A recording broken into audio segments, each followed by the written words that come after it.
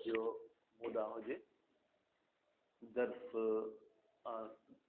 درس بالکل آسان ہے، کیونکہ یہ جو آج ہم درس پڑھ رہے ہیں جب سے ہم بالغ ہوئے ہیں تو یہ مسئلہ ہمیں ہر سال پیش آتا ہے. وہ کیا ہے؟ فطرہ، یا اگر پورا اس کا نام لیں زکوٰۃ الفطرت. ٹھیک ہے، تو یہ فطرہ کیا ہے، اس کی لغوی معنی کیا ہے، فطرہ کس پر واجب ہوتا ہے، فطرہ کب واجب ہوتا ہے، فطرہ کتنا واجب ہوتا ہے. ٹھیک ہے، تو فرماتے ہیں کہ فطرت کی دو معنی لی گئی ہیں. کتنی معنی بیٹا؟ دو. ایک فطرت بے معنی خلقت، یہ جو ہماری بناوٹ ہے، ایک اس کی معنی میں ہے، اور دوسرا جو ہے وہ فطرت بے معنی دین اسلام. جیسے حدیث میں بھی ملتا ہے کلو مولود یولد علی الفطرت، ہر پیدا ہونے والا بچہ فطرت پہ پیدا ہوتا ہے، الا ان یحودانہ او ینصرانہ، مگر یہ کہ اس کے ماں باپ پھر اسے یہودی بنا دے یا اسے نصرانی بنا دے. علیکم السلام. تو اس کے حوالے سے کہا جاتا ہے کہ اگر کوئی بچہ پیدا ہو، آپ اس کو پیدائش کے وقت سے ایک کمرے میں بند کر دیں، اس کے ساتھ کچھ بھی نہ بولیں، کھانے پینے کے ٹائم پہ جائیں اسے کھانا پینا دیں، باقی اس کے ساتھ کوئی بھی گفتگو نہ کریں، تو وہ جیسے ہی منہ کھولے گا بولنا شروع کرے گا تو سب سے پہلی بات وہ اسلام کی کرے گا، یعنی مسلمان ہونے کی وہ بات کرے گا. ادائی دروازہ بند کرے چھڑا سانجو، وہ مسلمان ہونے کی بات کرے گا. تو اب فرماتے ہیں کہ اس فطرت کی جو ہے کیا یہ دو معنی لی جا سکتی ہیں. اگر فطرت کو بے معنی دین لے لیں، ٹھیک ہے بیٹا، تو اس کا مطلب یہ ہے زکوٰۃ الدین، دین کی زکوٰۃ. اور اگر فطرت کو بے معنی خلقت لے لیں پھر یعنی جسم کی زکوٰۃ. کیونکہ دنیا والے تو ابھی انشورنس پر پہنچے ہیں، جنہوں نے انشورنس کا نام دیا ہے کہ آپ ہر سال کچھ رقم ہمارے پاس جمع کریں، اگر کل کوئی حادثہ پیش آ جائے گا اور آپ کسی کام کے نہیں رہیں گے تو آپ نے جو ہمارے پاس رقم جمع کی ہے اس سے ہم آپ کی پوری زندگی کے چلانے کے لیے کچھ نہ کچھ آپ کو دیتے رہیں گے. ٹھیک ہے، تو انہوں نے ہم سے کچھ لینے کا کہا اور کچھ دینے کا کہا. اب اسلام نے ہمیں مختلف چیزیں کہا ہے کہ یہ آپ دیں تو اس کا یہ فائدہ ہوگا، یہ دیں تو اس کا یہ فائدہ ہوگا، گویا کہ وہی انشورنس ہے. ہمیں ان انشورنس کمپنی والوں کے کہنے پہ اعتماد زیادہ ہو جاتا ہے، اور دین اسلام نے جو ہمیں فوائد بتائے ہیں دینے کے، ان پہ ہم مسلمان ہونے کے لحاظ سے زبانی تو عقیدہ رکھتے ہیں لیکن عملی عقیدہ نہیں. مثلا امام جعفر صادق علیہ السلام کا فرمان ہے کہ انہوں نے اپنے وکیل کو کہا کہ جاؤ میرے گھر کے تمام افراد کا فطرہ ادا کرو، کیونکہ وکیل کے حوالے آدمی یہ کام کر سکتا ہے. یعنی تم میرے وکیل ہو کہ میرے گھر کے تمام افراد کا فطرہ دے دو، ان میں سے کسی ایک کو بھی نہ چھوڑو، کسی ایک کو بھی بغیر فطرے کے رہنے نہ دو. اگر رہو گے تو مجھے خوف ہے کس کا؟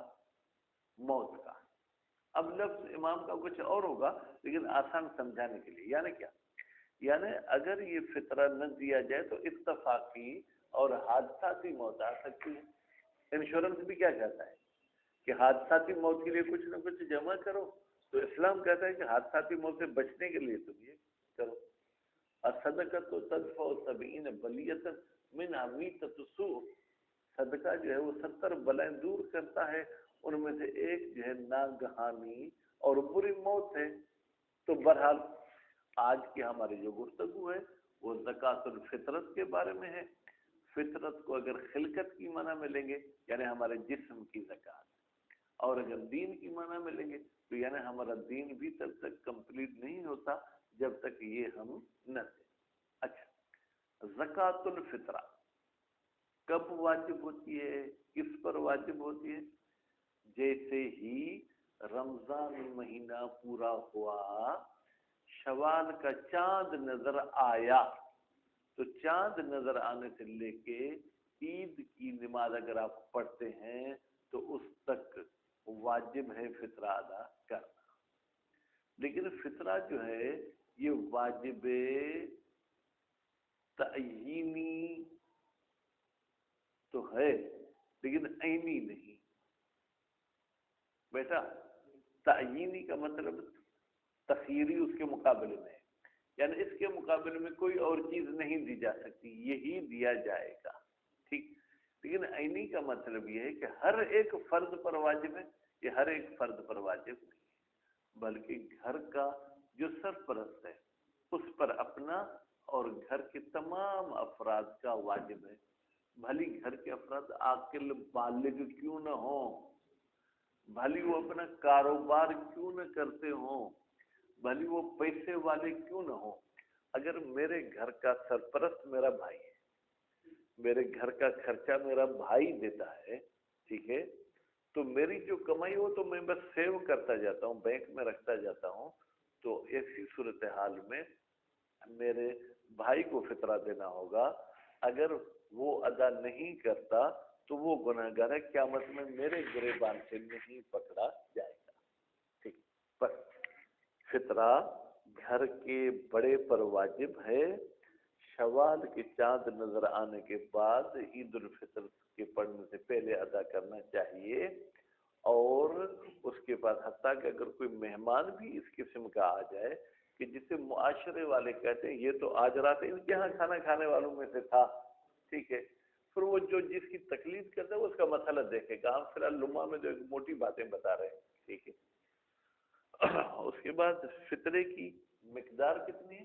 ایک صاع۔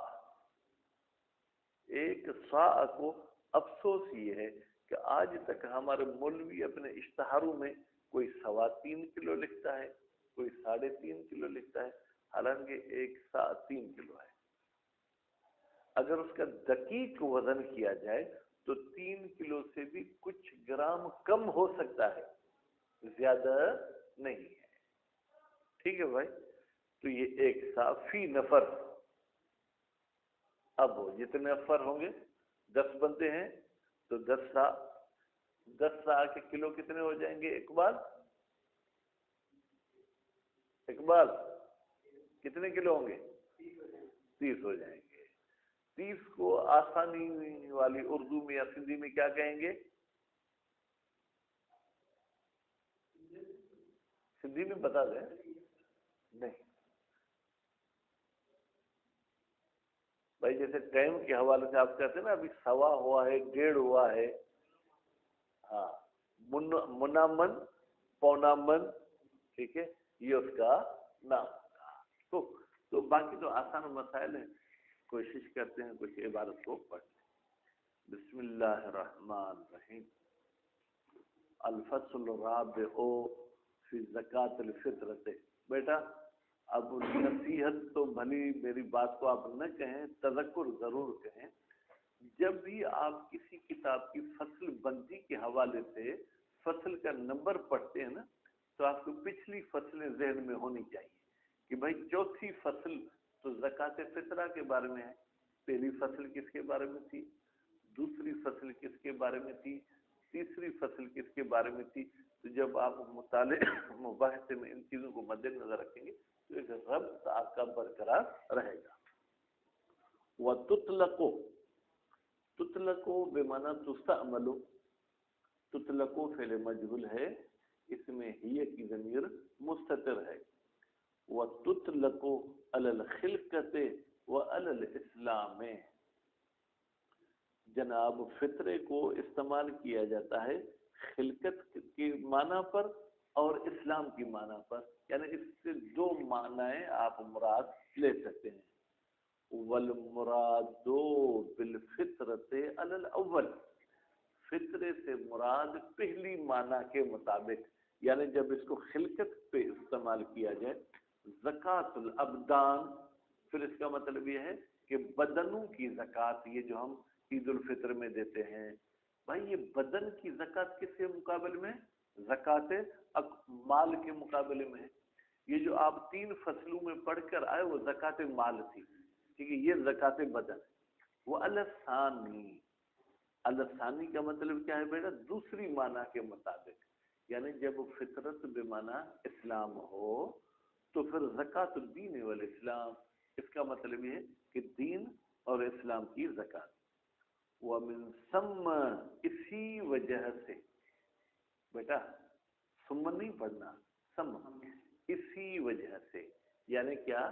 یہ فطرت اسلام کی معنی میں ہے، اسی وجہ سے کہتے ہیں کہ جو بندہ عید کی رات مسلمان ہو جائے اس پر یہ فطرہ واجب ہوتا ہے۔ اس کا مطلب یہ ہوا کہ اس زکوٰۃ اور فطرے کا تعلق اسلام کے ساتھ ہے۔ وجبت، وجبت میں بیٹا یہ کی ضمیر مستتر ہے جو زکوٰۃ الفطرہ کی طرف جا رہی ہے۔ زکوٰۃ الفطرہ واجب ہو جاتی ہے علی من اسلم قبل الہلال، اس بندے پر جو چاند دیکھنے سے پہلے مسلمان ہو جائے، کیونکہ اسلام اس کے پاس آیا تو اب اسلام والی زکوٰۃ بھی اس پر کیا ہو جائے گی؟ واجب ہو جائے گی۔ وَتَجِبُ، مشاہد صاحب، تجب کون سا فعل ہوگا؟ کون سا سیگا ہوگا نسیم صاحب؟ تیسرا سیگا ہوگا۔ فعل مضارع کے پہلے 3 سیگوں میں یا لگتی ہے یا تا لگتی ہے؟ تو اس میں تو یا نہیں ہے، تا ہے۔ جناب گلشیر صاحب، سلطان شاہ صاحب، چوتھا سیگا مونس کا ہے۔ وَتَجِبُ، یہ زکوٰۃ فطرہ واجب ہے علی البالغ العاقل، اس بندے پر جو بالغ ہو اور عاقل ہو۔ اب آپ ایک اعتراض کریں، کیا یہ زکوٰۃ عورت پر واجب نہیں ہوتی؟ کیونکہ بالغ بھی مذکر کا لفظ ہے اور عاقل بھی مذکر کا لفظ ہے۔ آپ کہیں گے من باب تغلیب مذکر کے لفظ استعمال کرتے ہیں، ورنہ اگر یہ شرائط عورت میں ہو تو عورت پر بھی واجب ہو جاتی ہے۔ جیسے قرآن مجید میں نماز پڑھنے کا حکم جو آیا ہے وہ یوں سمجھے کہ 99% مذکر کسی کے ساتھ ہے، اقیموا الصلاۃ، حالانکہ اقیموا صرف مردوں کے لیے نہیں ہے حکم، بلکہ یہ عورتوں کے لیے بھی ہے۔ الحر، اور وہ آزاد ہونا چاہیے۔ اب بالغ کی قید سے خارج ہوگا کون؟ لا علی الصبی، بچے پر زکوٰۃ واجب نہیں ہے، اور عاقل کے ذریعے خارج ہو گیا مجنون، اور حر کے ذریعے خارج ہو گیا عبد۔ بل علی من، بھائی بلکہ کا ترجمہ میں نے کہاں سے کیا؟ بل سے، بلکہ ان 3 بندوں کا زکوٰۃ فطرہ، 3 بندے کون سے؟ سبی، مجنون اور عبد، علی من، اس بندے پر واجب ہوتا ہے یعولہم، جو ان کا خرچہ برداشت کرتا ہے۔ ویسے یعول عیال کی معنی میں ہے، یعنی جس کے یہ فیملی کے ممبر ہیں اس پر ان کا فطرہ واجب ہو جاتا ہے۔ ان کان من اہلہا، بیٹا کان کی ضمیر کہاں جائے گی؟ من کی طرف۔ اگر وہ ان کے پالنے والا ایسا بندہ ہے جو اہل فطرہ ہے، یعنی مسلمان ہے۔ ولا فرق فی العبد، اب عبد کی آپ کو اقسام بتا رہے ہیں۔ آپ نے کہا نا کہ عبد پر زکوٰۃ واجب نہیں، بھائی عبد ایک ایسا ہوتا ہے جسے عبد قن بولتے ہیں، قن یعنی ایسا عبد جس کو آزادی کی کوئی امید ہی نہیں ہے، ٹھیک۔ ایک عبد ایسا ہوتا ہے کہ جس کو مولا یوں کہہ دیتا ہے انت حر دبر وفاتی، تو نے میری بہت زیادہ خدمت کی ہے، اب میں مریض ہوں، ٹھیک ہے، اگر میں فوت ہو گیا تو پھر تمہیں میری اولاد آزاد کر دے گی، تو اس عبد کو مدبر کہتے ہیں۔ پھر ایک عبد مبعض ہوتا ہے، کیا ہوتا ہے؟ مبعض، یعنی جس کا کچھ حصہ آزاد ہے اور کچھ حصہ بھی عبد ہے۔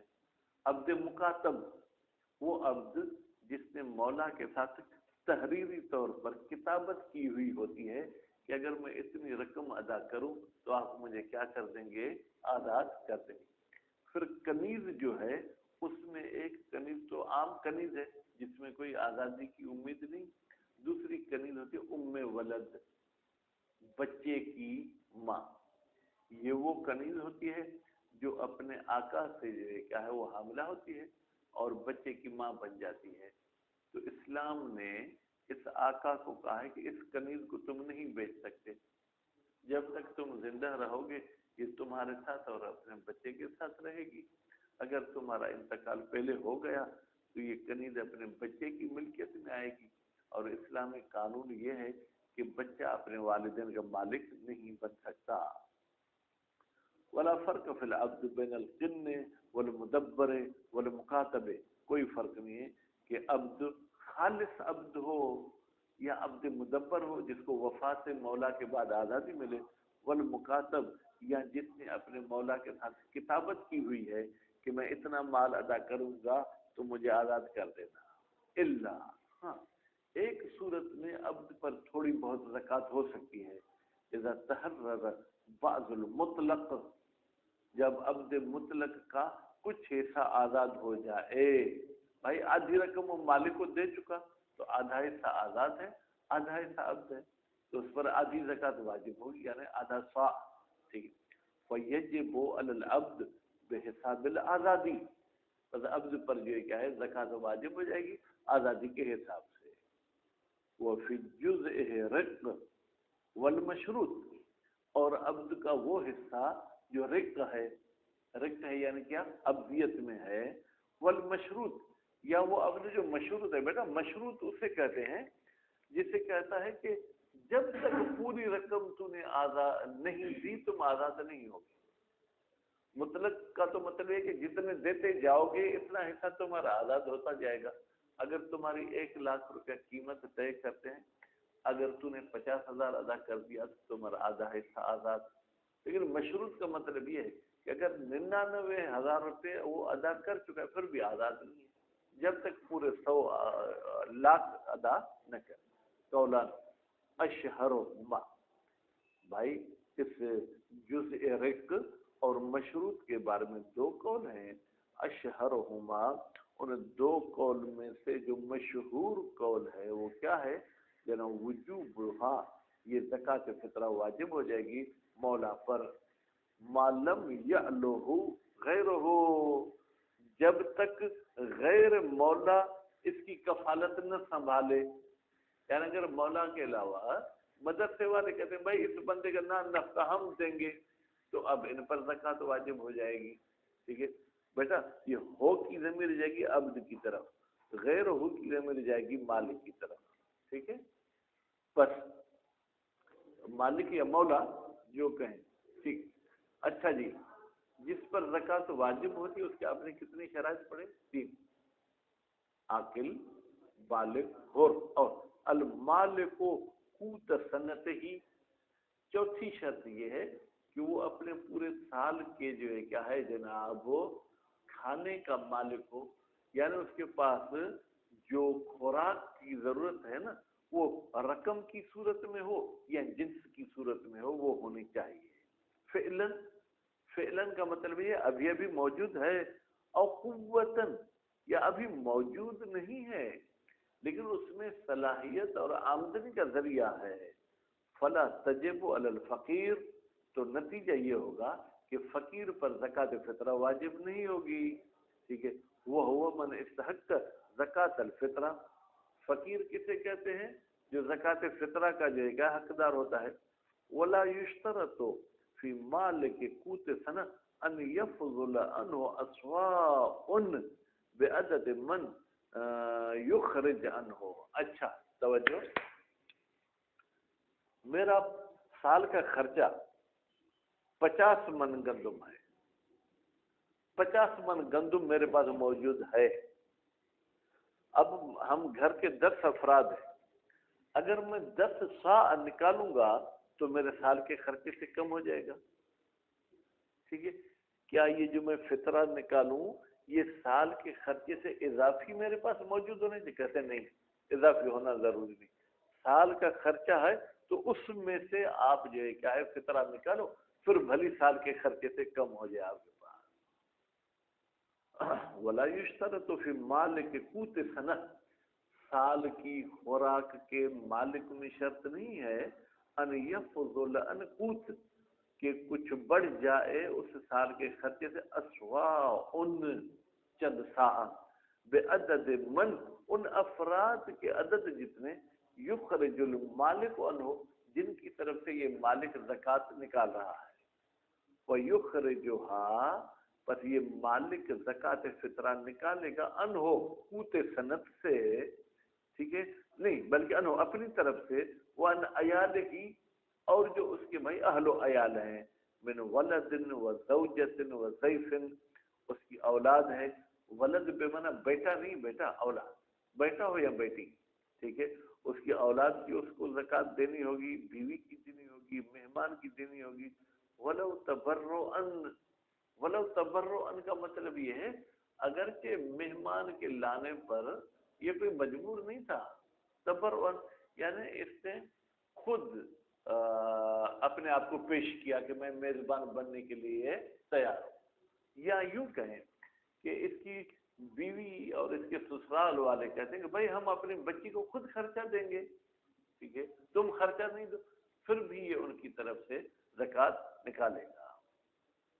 वल मुअतबरो फिल ज़ैफ व शिबह ज़ैफ, मुअतबर मेहमान में और वो अफराद जो मेहमान के साथ शबाहत रखते हैं वो कौन है, मतलब नौकर, ठीक है, ड्राइवर, ठीक है, सिद्ध को इसमें ही कबल अल हिलाल वलो बिल्लहज़त, वो ये है कि उस पर मेहमान का नाम सिद्ध करे कि भाई चांद से पहले ये सुल्तान शाह के पास मेहमान होके आया है, चांद रात से पहले ये उनका मुलाजिम हुआ है, ठीक है, चांद रात से पहले ये बहू उनके घर में आई है रुखसती होके। वजूबहा अलैहि, जब ज़कात फितरा वाजिब हो जाए मालिक पर, तस्कुतु अनहुम, तो उसके जो घर के अफराद हैं उनसे ज़कात साकित हो जाएगी। व इन लम युखरिजहा, अगरचे मालिक ज़कात न भी निकाले तो भी हम पर ज़कात वाजिब नहीं है। हत्ता लो अखरजूहा तबर्रुअन, यहाँ तक कि सिकंदर साहब, अगर आपकी बीवी आप पे मेहरबान हो गई, उसने कहा मैं तो अपनी ज़कात निकालती हूँ, मैं तो टीचर हूँ, ठीक है, तबर्रुअन, तबर्रुअन का मतलब ये कि उस पर वाजिब तो नहीं था, लेकिन अद खुद नोटिस जैसे जज साहब लेते हैं, ये भी अद खुद आके निकालते हैं, ठीक है, बगैर इज़्न ही, और उस घर के बड़े से, उस मालिक से इज़्न नहीं लेते कि भाई अगर इज़्न दे तो हम ज़कात निकालते हैं, तो लम यबरा मन वजबत अलैहि, बरी जिम्मा नहीं होगा वो शख्स जिस पर ज़कात फितरा वाजिब हो चुकी है। व तस्कुतु अनहु लौ कान बिइज़्निही, और ये ज़कात फितरा साकित हो जाएगी अनहो, बेटा, इस घर के बड़े से, लौ कान, कान का मतलब क्या है, अगर इन अफराद की अदायगी हो बिइज़्निही, इनकी इजाजत से, ठीक है। वला युश्तरतु फी वजूब फितरत ज़ौजत वल अब्द अल ऐलूला, शर्त नहीं है कि बीवी का फितरा भी वाजिब हो जाएगा, अब्द का फितरा भी वाजिब हो जाएगा। ला युश्तरतु का भी नाइब फाइल नहीं है, अल ऐलूला यानी इनका अयाल होना, इनके घर का एक फर्द काउंट करना ये जरूरी नहीं है। मसलन कुछ ऐसी औरतें हैं जो अपने वालिदैन को बहुत प्यारी होती हैं, उनकी वो शादी भी करा देते हैं, रुखसत ही नहीं कराते, शोहर को कहते हैं बेटा जब भी आओ, ये तुम्हारा कमरा, ये तुम्हारी बीवी, ठीक है, कोई रुकावट आने के लिए नहीं है, लेकिन हमने अपनी बेटी को नाज के साथ पाला है, हम आपके घर नहीं भेज सकते। तो अब वो आपके मोहल्ले में कोई भी नहीं कहेगा कि आपकी बीवी आपके घर का फर्द है, उसके बावजूद आप पर उसकी ज़कात वाजिब हो जाएगी। बल तजिब मुतलका, बल्कि ज़कात फितरा वाजिब हो जाएगी मुतलका, चाहे ऐलूला में शामिल हो चाहे शामिल न हो। मालम यउलहुमा गैरहू, जब तक بیوی کو اور عبد کو کوئی اور کفیل نہ بنے، غیر کی ضمیر کہاں جائے گی؟ شوہر اور مالک عبد کی طرف، ممن تجب علیہ، وہ دوسرا بندہ کہ جس پر زکوٰۃ فطرہ واجب ہو جائے۔ اگر سسر جی کہتے ہیں کہ میں اپنی بیٹی کا خرچہ برداشت کرتا ہوں، پھر تو چونکہ خرچہ وہ دیتا ہے تو اب بیوی کی پھر زکوٰۃ اس پر واجب ہو جائے گی۔ نہ یشترط کون زوجت واجبت نفقت، ہاں جس بیوی کا فطرہ دینا آپ پر واجب ہے ضروری ہے کہ وہ واجب نفقہ ہو۔ سلطان شاہ صاحب، کیا کوئی ایسی بیوی بھی ہوتی ہے جو واجب نفقہ نہ ہو؟ جی ہاں، ناشزہ۔ ناشزہ کا اگر آسانی سے ترجمہ کریں تو نافرمان بیوی۔ وہ کس چیز میں نافرمانی کرے؟ خاص طور پر دو کاموں، ایک آپ کی اجازت کے بغیر گھر سے باہر جاتی ہے، اور دوسرا جو شوہر کا بیوی پر حق ہوتا ہے، شوہر اس کی ڈیمانڈ کرتا ہے وہ انکار کر دی، جاؤ جاؤ، ٹھیک ہے، تو ان دو صورتوں میں اس کا نفقہ واجب نہیں ہے، نتیجے میں اس کی زکوٰۃ فطرہ بھی واجب نہیں ہوگی۔ فلا فطرت للناشز وصغیرہ، نتیجے میں اگر بیوی نافرمان ہے یا بیوی صغیرہ ہے، جناب 6 مہینے کی ہے، اس کے باپ نے اس کا نکاح آپ سے کرا دیا تو اس کا فطرہ بھی آپ پر واجب نہیں ہوگا۔ وصلی اللہ علی محمد و آلہ